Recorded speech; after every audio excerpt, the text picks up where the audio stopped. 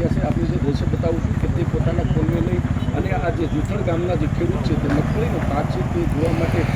અધિકારીઓ સાથે પહોંચ્યા છે। આપણે જે દ્રશ્ય બતાવું છું કે મુખ્યમંત્રીશ્રી આ મુલાકાત લીધા બાદ ખેડૂત સાથે પણ સંવાદ કરશે અને સંવાદ કર્યા બાદ જ્યારે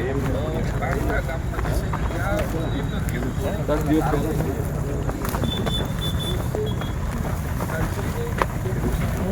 સપ્ટેમ્બર મહિનામાં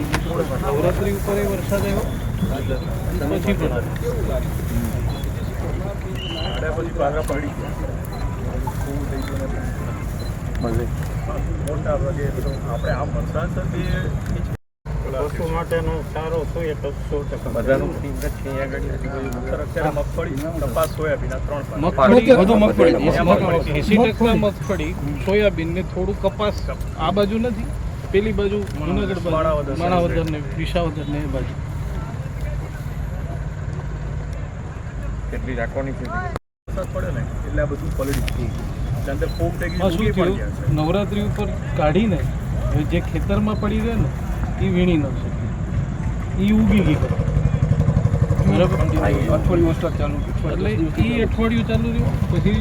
મજૂર ન મળ્યા એટલે દિવાળી આવી ગઈ ત્યાં વરસાદ પાછો થયો એટલે એની મગફળી આજે તો વરસાદ જમીન બહુ બધી ઓછી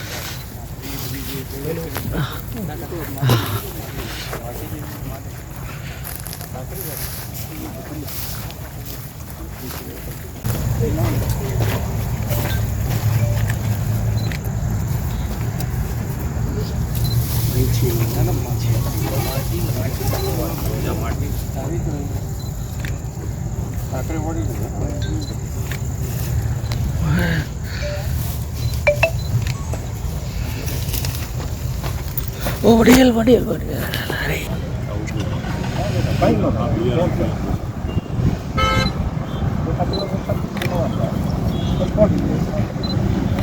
મારું ગામ જુઠ્ઠળ, મારું નામ છે તળાવિયા ભરતભાઈ રીતભાઈ તળાવિયા। અત્યારે જે કાંઈ મુખ્યમંત્રી સાહેબે અમારા ખેતરની મુલાકાત લીધી અને અત્યારે જે કાંઈ પાક 80-90% ફેલ ગયેલ છે, ઉગી લાગેલ છે તે પોતે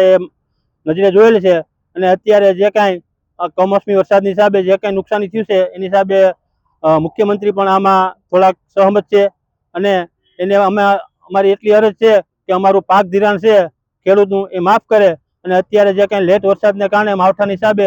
જે કાંઈ શિયાળુ પાક છે એ પણ અમે લઈ શકીએ નથી અને મજૂર લોકો પણ અત્યારે આવી શકે એવી પોઝિશન છે નહીં, એટલે અમારે હવે કરવાનું શું રહ્યું।